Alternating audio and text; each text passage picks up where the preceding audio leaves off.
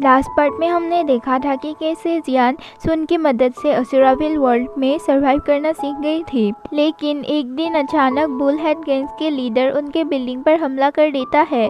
Octopus building की रक्षा करने की कोशिश तो करता है, पर बुलहेड मॉन्स्टर उस बिल्डिंग के दरवाजे को तोड़कर बिल्डिंग के अंदर घुस आते हैं।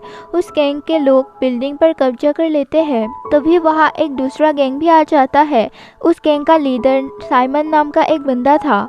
उन दोनों गैंग के बीच में हमेशा लड़ाई होती रहती थी। जियान और सुन वहाँ से अपने बाइक पर भागने की तैयारी करती है, पर कुछ मॉन्स्टर्स उन्हें देख लेते हैं और उनका पीछा करने लगते हैं। एक मॉन्स्टर उनके बाइक पर हमला करता है, जिससे वो उन दोनों गैंग्स के बीच में जाकर गिरती है। तभी उनके पीछे आने वाला राक्षस सुन को जान से मार देता है और ये देखकर जियान को बहुत ज़्यादा गुस्सा आता है और वो उस राक्षस को जान से मार डालते हैं। ये देखकर और बुलहेड राक्षस जियान को मारने के लिए आते हैं और साइमन बीच में आकर जियान को बचा लेता है।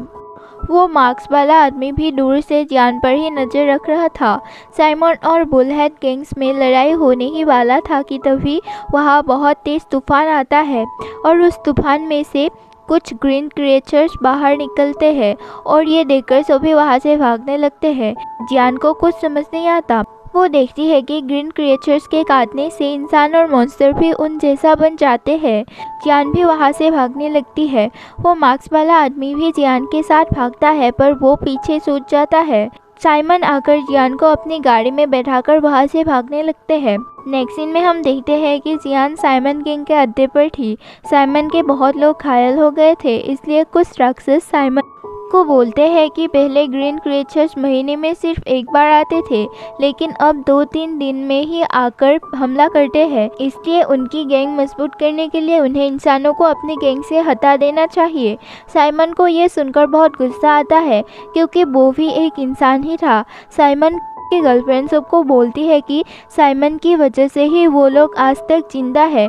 तभी एक डेमन गर्ल जियान को कमज़ोर समझकर उस पर हमला करती है, पर जियान उसे मारकर घायल कर देती है। जब एक दूसरा राक्षस जियान पर हमला करने आता है, तब साइमन जियान को बचा लेता है। साइमन की गर्लफ्रेंड साइमन को बताती है कि उनके पास फ्यूल की इनफ सप्लाई नहीं है। तब साइमन बोलता है कि सुबह ही वो द गुड मार्केट में जियान के साथ जाकर फ्यूल और बाकी सप्लाई ले आएगा। सुबह जियान और साइमन मार्केट की ओर रवाना होते हैं। जियान देखती है कि पूरा शहर धीरे धीरे टूटकर खत्म हो रहा था। जियान रास्ते में साइमन से पूछती है कि इस वर्ल्ड पर कैसे लोग कैद होते हैं। साइमन बोलता है कि जो लोग पुनर्जन्म लेने को रेडी नहीं होते, वो लोग ही इस वर्ल्ड पर कैद होते हैं। रास्ते में ही उन पर बहुत सारे मॉन्स्टर हमला कर देते हैं। तब साइमन जियान को ड्राइव करने को बोलकर खुद उन मॉन्स्टर से लड़ता है। कई मॉन्स्टर से लड़ने के बाद आखिरकार वो लोग द गुड मार्केट पर पहुंच ही जाते हैं। साइमन जियान को सारे सवाल मार्केट के ओनर से पूछने को बोलता है, क्योंकि वो सब जानती थी।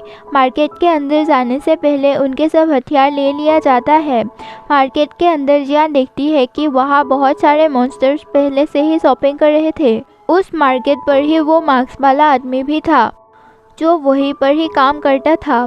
जियान मार्केट पर इधर उधर देख ही रही थी कि तभी वहाँ पर मार्केट की ओनर डेमन फॉक्स आती है। जियान डेमन फॉक्स से पूछती है कि वो इस असुराविल पर कैसे कैद हो गई। फॉक्स डेमन जियान से बोलती है कि इस वर्ल्ड पर वही इंसान, डेमन, मॉन्स्टर्स और राक्षस आते हैं जो पुनर्जन्म नहीं लेना चाहते। उनके लिए ही इस असुराविल को बनाया गया है और यहाँ जितने भी डेमन या इंसान हैं, उन सबके पास अपने याद करने वालों की कोई ना कोई निशानी जरूर है, जिससे वो बहुत ज़्यादा एहसास है, जैसे जियान के पास उसकी बहन की रिबन। जियान डेमन फॉक्स उस जगह से निकलने का तरीका पूछती है, तो डेमन फॉक्स उन्हें एक तालाब के पास लेकर जाती है और बताती है कि ये तालाब ही इस वर्ल्ड से निकलने का एक जरिया है। इस पानी में गोता लगाने से इस वर्ल्ड से बाहर निकला जा सकता है, पर यह इतना आसान नहीं है, क्योंकि इस पानी में कूदने के बाद सारी यादें मिट जाएगी, इसलिए इस पानी में बहुत कम लोग कूद पाते हैं। ये सुनकर वो मार्क्स वाला आदमी अपने पास रखी व्हिसल को पकड़कर तालाब में में देखता है और उसे तालाब में कुछ नहीं दिखता क्योंकि पहले से ही उसकी यादें मिट गई थी। लेकिन जब जियान उस पानी में देखती है तो उसे अपनी बहन की विजन्स दिखते हैं, जिसे देखकर वो बहुत खुश होती है और वो अपनी बहन को भूलना नहीं चाहती थी और वो उस पानी में नहीं कूदती। जियान साइमन के साथ फ्यूल लेकर वापस जाने लगती है, पर तभी वो ग्रीन क्रिएचर्स वापस हमला करते हैं। यह देखकर सभी मार्केट के अंदर भागते हैं। बॉस डेमन उन सबको लेकर तालाब के पास जाने लगती है। वहाँ पर मौजूद डेमन्स को वो ग्रीन क्रिएचर्स बाइट करने लगते हैं, जिसकी वजह से ग्रीन क्रिएचर्स की संख्या बढ़ जाती है। वहाँ पर सभी भागने लगते हैं, पर एक ग्रीन क्रिएचर्स मास्क वाले आदमी को पकड़ लेता है और उसे काटने लगता है, पर साइमन आकर उसे बचा लेता है। साइमन सभी को बताता है कि इन ग्रीन क्रिएचर्स को सिर्फ सिर काटकर मारा जा सकता है। जियान साइमन से मार्क्समैन को उन लोगों के साथ ले जाने की बात करती है और साइमन मान जाता है, पर वो मार्क्समैन के मास्क को हटाने की कोशिश करता है, पर मार्क्समैन अपना मुंह छुपा लेता है। वो तीनों जब उनके गैंग बेस पर पहुंचते हैं तब देखते हैं कि उनका बेस बुलहेड गैंग ने कब्जा कर लिया था।